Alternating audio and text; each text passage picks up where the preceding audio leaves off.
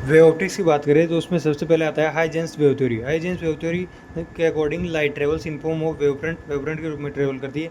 Assumed light to be longitudinal wave, light को longitudinal wave के रूप में एज्यूम करता है हाईजेन वेव थ्योरी, और ट्रांसवर्स वेव के रूप में एज्यूम करता है मैक्सवेल। इसके बाद वेव नेचर से जो कौन कौन से प्रॉपर्टीज एक्सप्लेन होती है, that is rectilinear propagation of light, reflection, refraction, interference, diffraction, polarisation, ये सब वेव नेचर को शो करते हैं। इसके बाद बात करें Newton's corpuscle theory. Newton's corpuscle theory के according corpuscles can travel in vacuum, corpuscle vacuum में ट्रेवल नहीं कर सकते।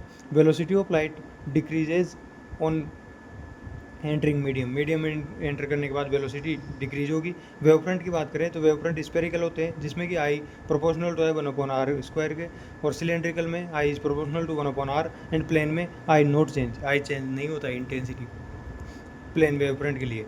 सुपरपोजिशन प्रिंसिपल की बात करें तो उसमें जो रिजल्टेंट एम्पलीट्यूड होता है, रिजल्टेंट एम्पलीट्यूड यानी कि Y vector is equal to Y 1 vector Y 2 vector, सबका एडिशन सुपरपोजिशन प्रिंसिपल कहलाता है। इसके बाद बात करें कोहेरेंट सोर्सेज कौन से होते हैं। कोहेरेंट सोर्सेज के लिए डेल फाई यानी कि चेंज एंगल में जो चेंज होगा वो कांस्टेंट होगा, डेल फाई कांस्टेंट होगा, यानी कि उनका जो फेज डिफरेंस है वो कांस्टेंट होगा। Two sources always in same phase same होगा उनका कोई, तो कोहेरेंट सोर्सेज होंगे। इन कोहेरेंट सोर्सेज में फेज सेम नहीं होगा, यानी कि del phi is not equal to constant. दो स्वतंत्र स्रोत हमेशा इनकोहेरेंट होते हैं except laser source. Laser source में दो स्वतंत्र हमेशा कोहेरेंट होते हैं, यानी कि लेज़र इसका एक्सेप्शन हो गया, जबकि टू स्वतंत्र सोर्स जो होते हैं वो हमेशा इनकोहेरेंट होते हैं, जबकि लेज़र में कोहेरेंट होते हैं। इसके बाद कोहेरेंट बनाने की विधियाँ कौन कौन सी है। पहला है deviation by wave front, deviation of wave front को डेविएट कर दो। डेविएशन ऑफ एम्पलीट्यूड को डेविएट कर दो। इसके लिए इसकी विधियाँ कौन कौन सी, वो Young's double slit experiment, Fresnel's diffraction, Fresnel's by prism, इनके द्वारा कोहेरेंट बना सकते हैं। इसके बाद बात करते हैं इंटरफेरेंस।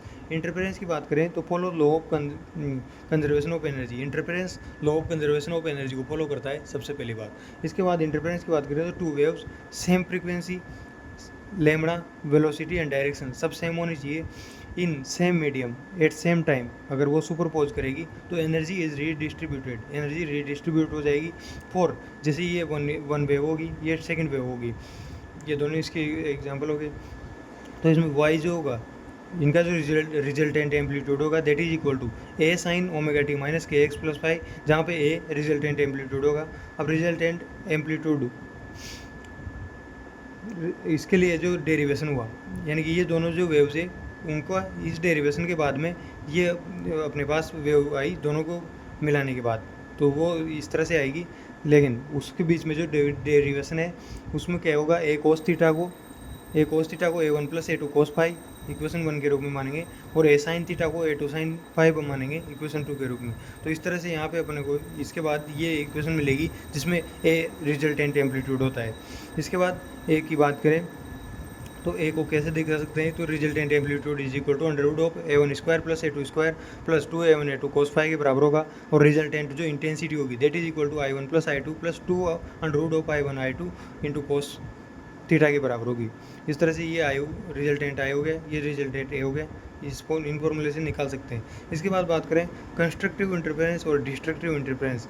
कंस्ट्रक्टिव और डिस्ट्रक्टिव की बात करें तो फाई जो होगा, अगर एन 2n इंटू फाई, यानी कि 2n का मल्टीपल होगा फाई, तो वो कंस्ट्रक्टिव होगा, यानी कि 0 2 पाई 4 पाई अगर फाई की वैल्यू होगी तो वो कंस्ट्रक्टिव इंटरफेरेंस होगा, जिसमें कि x is equal to N lambda के द्वारा दिया जाता है। एम एक्स जो होगा वो A1 प्लस A2 होगा, और I max under root of I1 plus under root of I2 का स्क्वायर होगा। इसके बाद बात करें डिस्ट्रक्टिव की, तो डिस्ट्रक्टिव में जो फाई होगा वो 2n-1 in multiply by lambda, यानी कि पाई 3 पाई 5 पाई, ये डिस्ट्रक्टिव इंटरफेरेंस होगा, जिसमें कि x जो होगा पाथ डिफरेंस वो दिया जाएगा 2n-1 लेमड़ा बाई 2 के द्वारा, और एम्पलीट्यूड मिनिमम होगा, यानी कि कंस्ट्रक्टिव में तो एम्पलीट्यूड मैक्सिमम होता है that is equal to A1 plus A2, I भी मैक्सिमम होता है that is this. Amplitude minimum होगा डिस्ट्रक्टिव में I1 माइनस I2, और मिनिमम इंटेंसिटी होगी under root of I1 minus under root of I2 का होल स्क्वायर। इसके बाद बात करते हैं कुछ कॉन्सेप्ट है कि ये तो हो गया फेज डिफरेंस फाई, ये हो गया एक्स पाथ डिफरेंस और टी टाइम डिफरेंस। तो ये इनके बीच में रिलेशन क्या होता है कि phi upon 2 pi is equal to X upon lambda is equal to T upon T, और लेमड़ा जो होता है 2 पाई बाई के बराबर होता है। इस तरह से अब यहाँ से जो इक्वेशन थी अपने पास रिजल्टेंट आई की, उसको आगे बढ़ाएं तो ई I1 अगर I2 के बराबर होगा तो I is equal to 4I cos phi के बराबर होगा। I जो होगा 4I कोस फाई के बराबर होगा।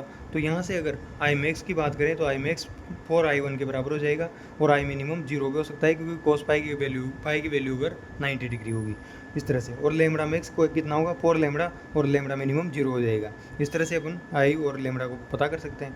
इसके बाद बात करें आई max upon I minimum, I max upon I minimum की बात करें तो उसको इस तरह से भी डिनोट कर सकते हैं।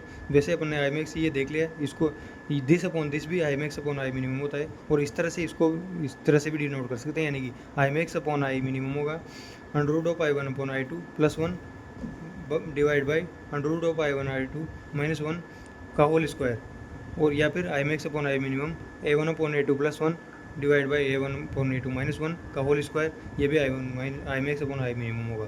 इसके बाद बात करें A max upon A minimum, A max upon A minimum होगा under root of I1 upon I2 plus 1 divide by under root of I1 upon I2 minus 1, ये हो गया A max minus A max by A minimum. इसके बाद बात करते हैं अपन intensity की। इंटेंसिटी जो होती है energy per unit area per unit time, उसको इंटेंसिटी बोलते हैं, यानी intensity is equal to E upon S into S यहाँ पे एरिया है इंटू टी। इसकी यूनिट जो होती है वो होती है W upon metre square. Intensity को दिया जाता है आई, यहाँ से इस इक्वेशन से आई एस जो होगा that is equal to E by T, यानी कि पी पावर के बराबर हो जाएगा आई एस, यानी कि आई ये एस एरिया हो गया। यहाँ से पावर जो होगी that is equal to half of mu W square A square into V, linear mass density इसको बोलते हैं म्यू को। इसके बाद ए जो होगा यहाँ से ए की वैल्यू आ जाएगी, इसको आगे सोल्व करेंगे तो I is equal to 1/2 rho omega square V into A square लिख सकते हैं। इसकी वैल्यू जो होगी उसको के बोला जाता है, ये कांस्टेंट है। Rho omega square V by 2 जो होता है उसकी वैल्यू होती है के, यानी कि आई इज इक्वल टू के इंटू ए स्क्वायर हो जाएगा। और यहाँ से अपन कह सकते हैं कि A is equal to under root of I upon K, ये न्यूमेरिकल में काम ले सकते हैं इंटेंसिटी के लिए। ये अपनी इंटेंसिटी की बात होगी। इसके बाद अपन बात करते हैं पाथ डिफरेंस। पाथ डिफरेंस की बात करते हैं for R is greater than A. इसकी बात अपन बाद में करेंगे। पाथ डिफरेंस की सबसे पहले अपन बात करते हैं, ये दो कॉन्सेप्ट है। फ्रेनहोफर सिंगल स्लिट एक्सपेरिमेंट और यंग्स डबल स्लिट एक्सपेरिमेंट, दोनों की कंपेरेटिव स्टडी करेंगे यहाँ पे अपन। तो सबसे पहले डिफ्रैक्शन जो होता है, different parts of single slit acts as different source. Single slit के जो डिफरेंट पार्ट होंगे वो सिंगल सोर्स के रूप में काम लेंगे, डिफरेंट सोर्स का काम करेंगे। जिस तरह से यहाँ फ्रेनहोफर का सिंगल स्लिट एक्सपेरिमेंट है, ये इसका सेटअप हो गया। यहाँ पे bright fringe central bright fringe है जिसकी वैल्यू होगी एन लेमड़ा या फिर 2n प्लस 1 लेमड़ा बाई 2। इस तरह से ये ब्राइट फ्रिंज होगी। सेंट्रल ब्राइट फ्रिंज जो होगी सबसे बड़ी होगी, वहाँ पे एक्स पाथ डिफरेंस 0 होगा। और कोहेरेंट सोर्स के लिए डार्क फ्रिंज जो होगी, यानी कि 2b अन्य उसके लिए 2 लेमड़ा डी बाई डी होगा, लेमड़ा डी बाई ए होगा। और ब्राइट फ्रिंज ये डार्क फ्रिंज, ब्राइट फ्रिंज जो होगी उससे डार्क फ्रिंज बनेगी, और करेक्शन इसमें कर सकते हैं, यानी कि ये तो ब्राइट फ्रिंज डार्क फ्रिंज होगी। ब्राइट फ्रिंज के लिए x is equal to N lambda, dark के लिए 2n प्लस 1 लेमड़ा बाई 2, ये हो गया पाथ डिफरेंस। इसके बाद नंबर ऑफ इक्वल पार्ट्स की बात करें तो इसमें तो ब्राइट फ्रिंज में 2n इक्वल पार्ट्स और डार्क फ्रिंज में 2n प्लस 1, सॉरी ये यहाँ पे मिसमैच है, ये करेक्शन करना है कि ये तो है डार्क फ्रिंज के लिए और ये है ब्राइट फ्रिंज के लिए। तो डार्क फ्रिंज के लिए बात करें तो डार्क फ्रिंज के लिए पाथ डिफरेंस जो होगा वो एन लेमड़ा होगा, और ब्राइट फ्रिंज के लिए path difference 2n plus 1 lambda by 2। Dark fringe के लिए नंबर ऑफ इक्वल पार्ट्स होंगे 2n, और ब्राइट फ्रिंज के लिए नंबर ऑफ इक्वल पार्ट्स होंगे 2n प्लस 1। और पार्ट्स डिस्ट्रीब्यूटेड इंटेंसिटी जो होगी दैट इज इक्वल टू, इसमें भी 2n और इसमें भी 2n, यानी कि डार्क के लिए भी 2n और ब्राइट के लिए भी 2n होगी। इसके बाद पार्ट्स कंस्ट्रक्टिव इंटरफेरेंस के लिए पार्ट्स जो होंगे दैट इज इसमें हो गया ब्राइट फ्रिंज के लिए 1 होगा और डार्क फ्रिंज के लिए 0 होगा। इस तरह से इसको पता कर सकते हैं। अब यंग्स डबल स्लिट एक्सपेरिमेंट की बात करें तो उसमें इस तरह से सेटअप होता है। इन दोनों जो सोर्सेज होते हैं उनके बीच डी डिस्टेंस है और सोर्स और पर्दे के बीच डी डिस्टेंस है। ये इसका थीटा हो गया, ये बीटा हो गया। इसके सस्टेन्ड इंटरफेरेंस के लिए कोहेरेंट सोर्स होगा, डी वेरी स्मॉल होगा और डी वेरी लार्ज होगा, यानी कि डिस्टेंस पर्दे और इसके बीच में लार्ज होगी और इनके बीच में सोर्सेज के बीच में वेरी स्मॉल होगी। मोनोक्रोमेटिक सोर्स यूज में लेंगे और स्लिट्स वेरी वेरी सोकड़ा, यानी कि स्लिट्स वेरी करेंगी। For coherent source I max जो होगा वो 4i के बराबर होगा और आई मिनिमम 0 होगा। For incoherent I at every point I max by 2 होगा। इनकोहेरेंट के लिए आई जो होगा वो हर पॉइंट पर आई मैक्स बाई 2 होगा। इसके बाद इससे बात करें ये थीटा, थीटा की बात करें तो वो होगा बीटा बाई डी यानी कि लेमड़ा बाई डी। यहाँ से विड्थ ऑफ पोल जो सभी फ्रिंज एज है उनकी विड्थ जो होगी that is equal to lambda by D, lambda D by D. ये डी वाला, ये वो वाला बड़ा वाला डी ऊपर नीचे हुई। एंगुलर फ्रीक्वेंसी विड्थ की बात करें तो that is equal to beta by D lambda by D. If submerged in medium, medium में सबमर्ड करेंगे यानी कि म्यू मीडियम में, तो बीटा डैश जो होगी वो बीटा अपॉन म्यू के बराबर होगी is equal to lambda D by D. तो था ही सही, उसको म्यू से डिवाइड कर देंगे। उसके बाद पार्ट डिफरेंस की बात करें तो path difference is equal to X is equal to D sine alpha. यहाँ से b1 nth और d1 nth, ये पार्ट डिफरेंस। यहाँ पे एंगुलर पोजीशन है ये, यानी कि एंगुलर पोजीशन b1 क्या होगी nth, ये होगी nth होगी। इफ अल्फा इज स्मॉल तो sine alpha is equal to alpha, ये is equal to tan alpha. और यहाँ से ये तो होगी बात पार्ट डिफरेंस के लिए। यहाँ से अपन कह सकते हैं कि X upon D is equal to Y upon D, तो Y is equal to X D by D अपन बोल सकते हैं इसके द्वारा कि Y is equal to X D by D. यहाँ से ब्राइट फ्रिंज के लिए एन लेमड़ा होगा और डार्क फ्रिंज के लिए 2n-1/2 लेमड़ा होगा। ये हो गया एंगुलर पोजीशन इसकी। इसके बाद बात करें fringe to be formed in front of one slit. एक स्लिट के सामने अगर फ्रिंज बनेगी तो nth जो ब्राइट फ्रिंज होगी और nth डार्क फ्रिंज होगी उसकी बात करें तो nth ब्राइट फ्रिंज के लिए n lambda is equal to D square upon 2d होगा और nth डार्क के लिए 2n-1 lambda by 2 is equal to D square by 2d होगा। और कोस एल्फा जो होगा यहाँ पे अगर इस तरह से ये इसकी बात कर रहे हैं कि इसके बाद में ये एल्फा हो गया, एल्फा हो गया, ये एक्स इसका पार्ट डिफरेंस हो गया। पार्ट डिफरेंस की बात करें तो cos alpha is equal to N lambda by D, cos alpha is equal to इसके लिए तो एन लेमड़ा बाई डी और इसके लिए 2n-1 लेमड़ा बाई 2। ये सेंट्रल फ्रिंज हो गया। इसके बाद इसकी बात करें वापस brain over single slit experiment की, तो इसमें इंटेंसिटी एट एंगल है अल्फा। अल्फा एंगल पर जो इंटेंसिटी होगी मैक्सिमम एट सेंटर, सेंटर पर तो मैक्सिमम इंटेंसिटी होगी और अल्फा एंगल के लिए यानी कि ये आई नोट जो है वो मैक्सिमम इंटेंसिटी है एट सेंटर आई नोट। तो इसको इंटेंसिटी एट एंगल अल्फा के लिए I is equal to I note sine square pi A sine alpha upon lambda upon pi A sine alpha upon lambda का square, तो x is equal to A sine alpha हो जाएगा। इसके बाद बात करें कि डार्क फ्रिंज के लिए और ब्राइट फ्रिंज के लिए, डार्क फ्रिंज के लिए इंटेंसिटी 0 हो जाएगी, ब्राइट के लिए intensity is equal to I note sine square 2n+1/2 pi upon 2n+1 pi का होल स्क्वायर। इसके बाद अपन बात करते हैं कुछ कॉन्सेप्ट्स, जैसे कि पार्ट डिफरेंस की बात करें। Path difference for r is greater than A, यानी कि r ए से ग्रेटर देन होगा तो उसके लिए पार्ट डिफरेंस कंस्ट्रक्टिव और डिस्ट्रक्टिव दो प्रकार के होते हैं। कंस्ट्रक्टिव के लिए एन लेमड़ा, इसकी बात करें अपन फ्रेंड नोबल के पर सिंगल स्लिट एक्सपेरिमेंट में, ये कंस्ट्रक्टिव के लिए N lambda is equal to A cos theta के बराबर होगा और डिस्ट्रक्टिव के लिए 2n-1 lambda by 2 is equal to 2a cos theta के बराबर होगा। इस तरह से ये 2a हो गया, ए और बी के डिस्टेंस, और ये हो गया r और ये हो गया थीटा।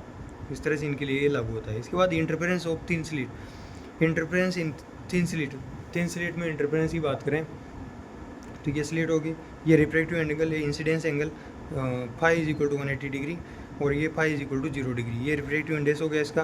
पार्ट डिफरेंस जो होगा इसके लिए path difference x is equal to 2 mu T cos R के बराबर होगा, 2 म्यू टी कोस आर, ये याद रखना है। इंटरफेरेंस इन थिन स्लिट तो उसमें path difference is equal to 2 mu T cos R के बराबर होगा। रिफ्लेक्टेड के लिए 2 mu T cos R is equal to N lambda, यानी कि डार्क फ्रिंज हो जाएगी, और रिफ्लेक्टेड के लिए 2 म्यू टी कोस जो आर होगा अगर वो 2n-1 लेमड़ा बाई 2 होगा तो ब्राइट फ्रिंज हो जाएगी। इसके बाद ये तो हो गया रिफ्लेक्टेड के लिए। ये रिफ्लेक्टेड की बात करें तो 2 म्यू टी कोस आर जो होगा अगर वो एन लेमड़ा होगा तो bright fringe, 2 mu T cos are जो होगा n-1 लेमड़ा बाई 2 होगा तो डार्क फ्रिंज हो जाएगा। इसके बाद इस तरह से ये सेटअप है इसका। उसकी बात करें, ये दोनों सोर्स हो गए, ए आई डी इसको बोलते हैं, पी और क्यू के बीच डिस्टेंस, और ये इसको अपन ने इससे पता किया था। यहाँ से अपन इसको, ये डी इसकी डिस्टेंस होगी, ये इसकी होगी यंग्स डबल स्लिट एक्सपेरिमेंट के लिए। तो यहाँ से टेन एल्फा की वैल्यू अगर यहाँ से निकालें तो tan alpha is equal to Y upon D हो जाएगा, और sine alpha X upon D हो जाएगा। इसके बाद इफेक्ट ऑफ ट्रांसपेरेंट स्लेब का इस इफेक्ट की बात करें तो ये ट्रांसपेरेंट स्लेब होगी, इसका रिफ्रैक्टिव इंडेक्स म्यू है और मोटाई इसकी टी है। तो इसका extra optical path length travel, कितनी एक्स्ट्रा पाथ ट्रेवल करेगा, that is equal to T multiply by mu minus one, उसके द्वारा पता कर सकते हैं। इसके बाद बात करते हैं डिफ्रैक्शन की। Diffraction is limit of ray optics. Ray optics की लिमिट होती है diffraction. Obstacle size should be order of lambda. Obstacle की जो साइज होती है डिफ्रैक्शन में, तो वो लेमड़ा की साइज होनी चाहिए लाइट के लिए 10⁻⁻⁷ के बराबर होनी चाहिए ऑब्स्टेकल की साइज़। कुछ एक्स्ट्रा उसके बाद में जनरलाइजेशन करते हैं। ये सिंगल स्लिट है, उसमें सेंट्रल मैक्सिमम जो होगा आई नोट होगा, इसमें इंटेंसिटी भी मैक्सिमम होगी। यहाँ पे फर्स्ट ब्राइट फ्रिंज होगी, ये से फर्स्ट ब्राइट फ्रिंज दोनों तरफ होगी। इसके बाद इसकी इंटेंसिटी की बात करें तो किस तरह से घटेगी इंटेंसिटी, वो देखते हैं कि यहाँ पे इंटेंसिटी आई नोट थी, यहाँ आई नोट बाई 2 हो जाएगी, आई नोट बाई 22, यानी कि सेकंड फर्स्ट ब्राइट फ्रिंज में इंटेंसिटी आई नोट बाई 22 हो जाएगी, और थर्ड में आई नोट बाई 61 हो जाएगी। और इस तरह से I naught by 22, I naught by 61, इस तरह से इंटेंसिटी घटेगी। और ये हो गया यानी कि फर्स्ट पे 3 लेमड़ा बाई ए, ये -3 लेमड़ा बाई ए, और ये 3 लेमड़ा बाई ए। इस तरह से इंटेंसिटी, ये इसको वेवलेंथ भी पता कर सकते हैं। ये हो गया माइनस लेमड़ा बाई ए, ये हो गया लेमड़ा बाई ए, यानी कि इस तरह से पाथ डिफरेंस चेंज होता रहेगा, वेवलेंथ भी इनकी चेंज होती रहेगी। ये इसका ये सेटअप था। इसके बाद बात करते हैं इंटेंसिटी जो होगी इसकी, that is equal to 2/2n-1 pi, इसका स्क्वायर इंटू आई नोट से मल्टीप्लाई करेंगे। तो इस तरह से ये अपने को पता किया कि ये तो आई नोट थी मैक्सिमम, और इसके बाद ये आई जो है वो ये आई, यानी कि फर्स्ट ब्राइट फ्रिंज के लिए ये, सेकंड के लिए ये, इस तरह से ये पता कर सकते हैं। इसके बाद बात करें resolving power of diffraction grating.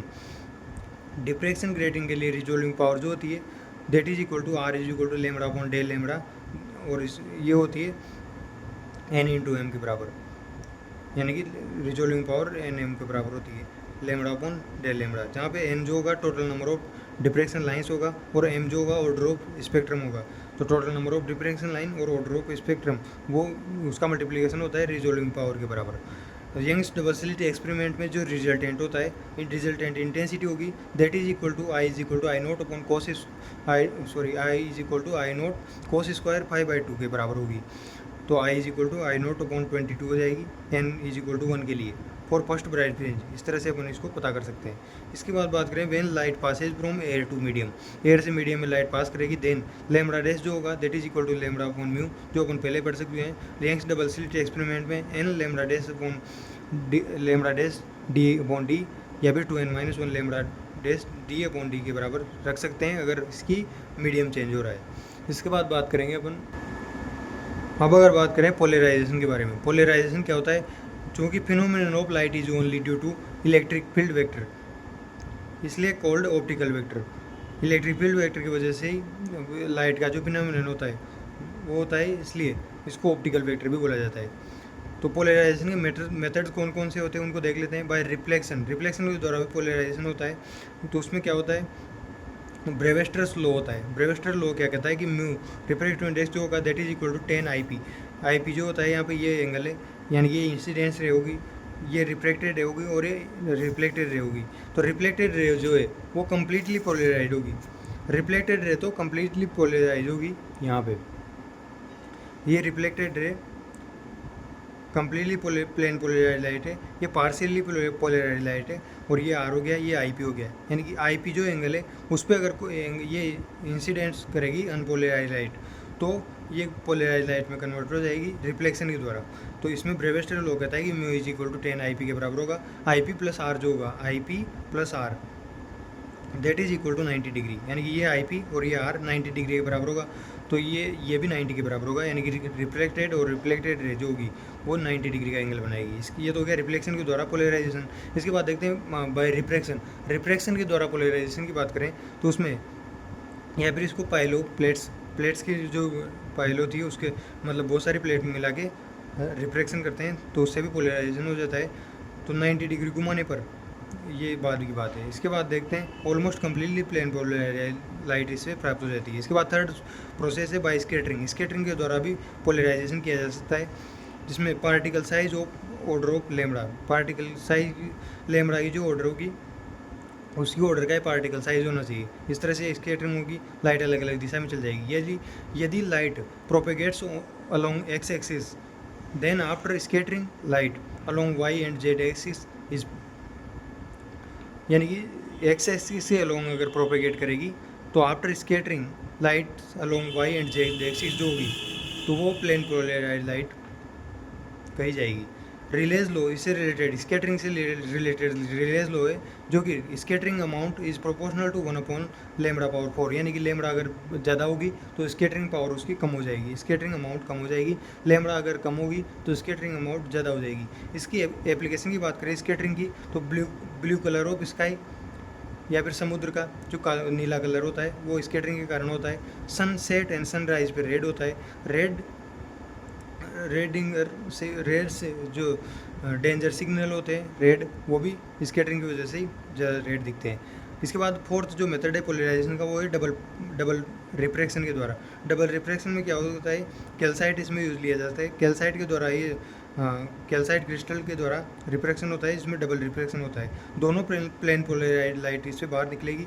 इसमें ओरे होती है एक तो, जिसकी ओरे सेम होती है और ई वेलोसिटी और ए में सेम होती है, और ई रे में डिफरेंट इन डिफरेंट डायरेक्शन। ई रे में तो इमरजेंट रे और रे दो प्रकार की रे होती है और दोनों पीवीएल होती है। इसके बाद बात करें फिफ्थ की, पोलराइजेशन का फिफ्थ मेथड दैट इज डाइक्रोमिज्म। डाइक्रोमिज्म क्या होता है, इसमें टर्मेलाइन डबली रिफ्लेक्टिंग कैल्साइट इसमें यूज लिया जाता है। टर्मेलाइन डाइक्रोमिज्म, इसमें 90 डिग्री घुमाने पर एक एब्जॉर्ब एंड एक कम्स आउट। इसको डाइक्रोम को 90 डिग्री घुमाएंगे तो एक तो एब्जॉर्ब हो जाएगी और एक बाहर आएगी। इसके बाद निकोल प्रिज्म को कनाडा बाल्सम से अगर दो प्रिज्म को जोड़ देंगे तो वो निकोल प्रिज्म का काम करेगी, जिसमें ये कैल्साइट भी यूज़ में लिया जाता है। इसमें ब्लैक पेंट किधर से कर देंगे और यहाँ से कैल्साइट ये बाहर आएगी लाइट। जो फर्स्ट रे होगी वो ट्रांसमिटेड होगी और सेकेंड रे टोटली TIR होगी, उसमें देखा जाता है, यानी टोटली TIR तो सेकंड होगी, फर्स्ट रे ट्रांसमिटेड होगी। इसके बाद पोलराइड की बात करें पोलराइजेशन के लिए तो उसमें लॉ ऑफ मेलस काम आता है। यदि polarisation light in colour, polarise light जो होगी वो इस तरह से होगी, I is equal to I1 के बराबर होगी, तो उसके लिए होगा, यानी कि यहाँ से ये I इंटेंसिटी थी, ये I1 होगी, और ये इस तरह से ये दो पोलराइड हो गया। पोलराइड के बीच का अगर एंगल थीटा है तो उसके लिए लॉ ऑफ मेलस है कि I is equal to I1 cos square theta. अगर theta is equal to 90 degree तो I इज इक्वल टू 0 हो जाएगा, इंटेंसिटी 0 हो जाएगी। और intensity of incidence second polaroid, यानी सेकेंड पोलराइड के द्वारा इंटेंसिटी हो जाएगी। If nothing mention then I1 is equal to I/2 होता है, यानी कि कोई मेंशन नहीं किया गया है तो I1 जो होगा I1 I/2 के बराबर होगा, अगर कुछ नहीं कहा गया है। तो इस तरह से लॉ ऑफ मेलस हो गया, I is equal to I1 cos square theta. इसके बाद बात करते हैं इनके इंटरफेरेंस और डिफ्रैक्शन के डिफरेंस के बारे में। तो इंटरफेरेंस क्या होता है, डिफ्रैक्शन क्या होता है। ऑल फ्रिंजेज में और may not have same width. Interference में सेम विड्थ हो भी सकती है सबकी और नहीं भी हो सकती है, लेकिन डिफ्रैक्शन में all have same width never, यानी कि डिफ्रैक्शन में तो कभी भी सेम विड्थ नहीं होगी फ्रिंजेज की, लेकिन इंटरफेरेंस में सेम भी हो सकती है और नहीं भी हो सकती है। Central fringe width same as other, जितनी सेंट्रल अदर की फ्रिंज विड्थ होगी इंटरफेरेंस में उतनी दूसरों के बराबर होती है, लेकिन सेंट्रल फ्रिंज विड्थ जो होती है इसमें डबल होती है डिफ्रैक्शन में सेंट्रल मैक्सिमम की। इसके बाद इंटरफेरेंस में ऑल ब्राइट फ्रिंजेज है सेम इंटेंसिटी, सभी ब्राइट फ्रिंजेज की इंटेंसिटी सेम होती है, लेकिन intensity of bright fringe changes यानी कम होती है विद नंबर या फिर ऑर्डर ऑफ फ्रिंजेज, इसमें इंटेंसिटी कम होती जाती है। If both sources same intensity in dark fringe completely dark, अगर दोनों सोर्स सेम इंटेंसिटी में होंगे तो डार्क फ्रिंज कम्प्लीटली डार्क होगी इंटरफेरेंस में, और डिफ्रैक्शन में नॉट कम्प्लीटली डार्क, डिफ्रैक्शन में कम्प्लीटली डार्क नहीं होगी। इसके बाद इंटरफेरेंस में बात करें, एग्जैक्ट वैल्यूज ऑब्टेंड, इंटरफेरेंस में एग्जैक्ट वैल्यू होती है और डिफ्रैक्शन में अप्रोक्सीमेट वैल्यू पता होती है। इसके बाद large number of fringes seen, interference में ओनली कुछ फ्रिंजेस सीन होती है, डिफ्रैक्शन में कॉन्ट्रास्ट जो होता है इज रिच, इंटरफेरेंस का कॉन्ट्रास्ट रिच होता है और इसका कॉन्ट्रास्ट पुअर होता है। कॉन्ट्रास्ट विजिबिलिटी की बात करें तो that is I max minus I minimum upon I max plus I minimum, तो इससे कॉन्ट्रास्ट विजिबिलिटी आती है। When I minimum is equal to 0 तो विजिबिलिटी मैक्सिमम होगी, दैट इज इक्वल टू 1। इस तरह से ये हो गया इंटरफेरेंस और डिफ्रैक्शन का डिफरेंस।